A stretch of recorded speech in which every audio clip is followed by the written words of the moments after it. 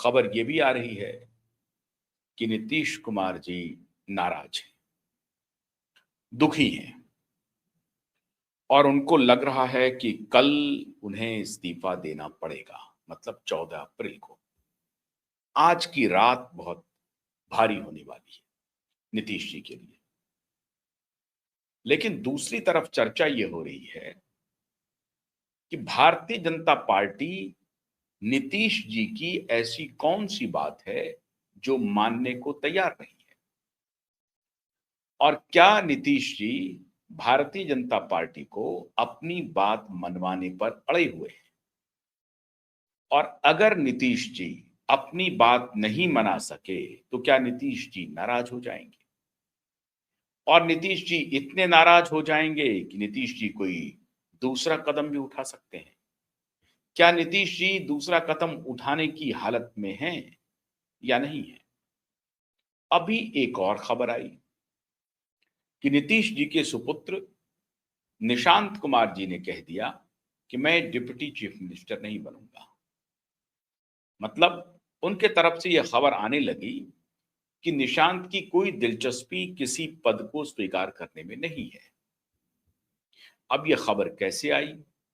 पहले यह खबर थी कि नीतीश बाबू राज्यसभा जाएंगे, उनके पुत्र कमान संभालेंगे, जेडीयू की भी कमान संभालेंगे, सत्ता में भी उनकी भागीदारी होगी।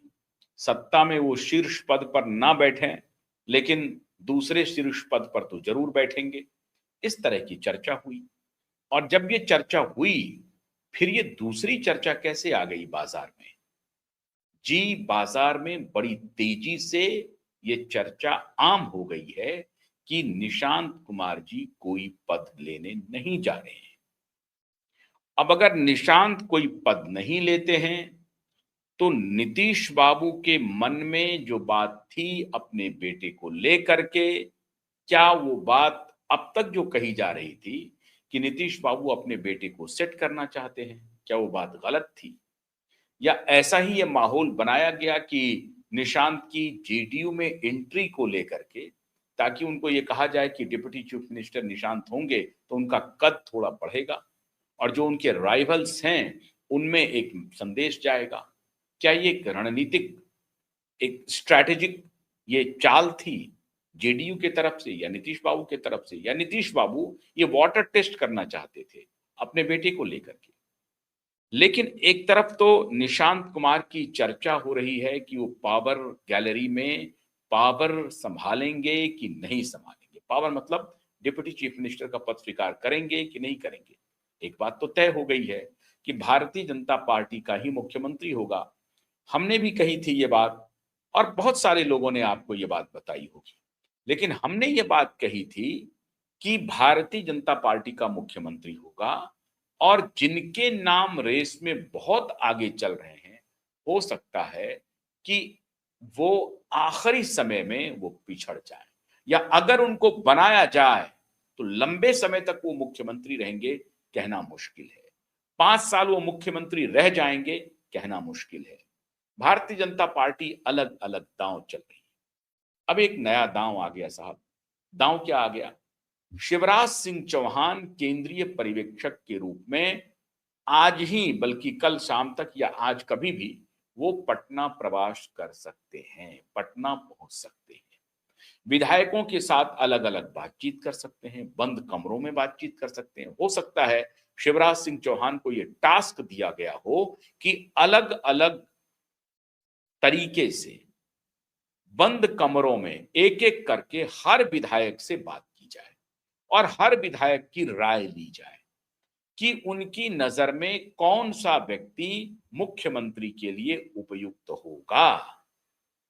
महिला होगी, पुरुष होगा, युवा होंगे, बूढ़े होंगे, दलित होंगे, ओबीसी होंगे, सवर्ण होंगे, क्या होंगे, ट्राइबल होंगे, क्या होंगे, ये सब राय ली जाए और उस सभी राय को एक बार सब नाम को सामने रख करके राय शुमारी की जाए और किसी एक नाम पर सहमति बन जाए, और फिर वो नाम विधायकों के बीच में रखा जाए और उस पर सहमति बनाई जाए, और उस सहमति को मोहर लगाने के लिए और कोई नहीं, स्वयं श्रीमान प्रधानमंत्री नरेंद्र दामोदर दास मोदी पटना पाटलिपुत्र की यात्रा करें। खबर ये आ रही है कि नरेंद्र मोदी जी प्रधानमंत्री कल रात्रि में या परसों सुबह मतलब 15 अप्रैल की सुबह या कल शाम को भी मुमकिन है कि वो पटना चले जाएं। बंगाल की यात्रा कर रहे हैं, वो कैंपेन में लगे हुए हैं वो। तो उस कैंपेन से अगर उनको वक्त मिला तो हो सकता है कि कोलकाता से दिल्ली ना आकर के वो पटना में विराम कर लें। और पटना में विराम करने का मतलब है कि अगर प्रधानमंत्री वहां मौजूद हैं तो कोई चू भी नहीं बोलेगा। और अगर कोई चू नहीं बोलेगा तो ट्रांजिशन ऑफ पावर जो है बड़ी आसानी से हो जाए। और तब तक स्टेज सेट कर चुके होंगे शिवराज सिंह चौहान। एक एक विधायक से मिल करके राय शुमारी करके सबकी राय लिखित रूप में कागज पे उतार के हो सकता है कि वो आला कमान को भेंट कर दें कि साहब ये राय है, इतने विधायकों ने ये कहा, इतने विधायकों ने ये कहा। अब सारे परम्यूटेशन कॉम्बिनेशन ये हैं। अब इस पर आप जो सहमति बनाना चाहते हैं बना लें। हो सकता है कि कल 11th आवर में अभी तक जिन जिन नामों की चर्चा हो गई है मोदी और शाह के बीच में, अगर मोदी और शाह ने तय कर लिया है कि ये नाम ही होंगे बिहार के मुख्यमंत्री, तब भी बिहार को लेकर के मैंने आपको कहा था कि बिहार की डगर बहुत टेढ़ी है और पथरीली है, सपाट नहीं है। इस डगर पे आपको बड़े चौकन्ने होकर के चलना पड़ेगा, सोच समझ करके कदम उठाने पड़ेंगे। हर चाल राजनीतिक रूप से नफा भी दे सकता है और बहुत गहरा नुकसान भी हो सकता है, बड़ा नुकसान भी हो सकता है। ऐसा नुकसान हो सकता है जिससे पार्टी उबर नहीं पाए। तो इसीलिए बिहार की पथरीली और उबर खाबर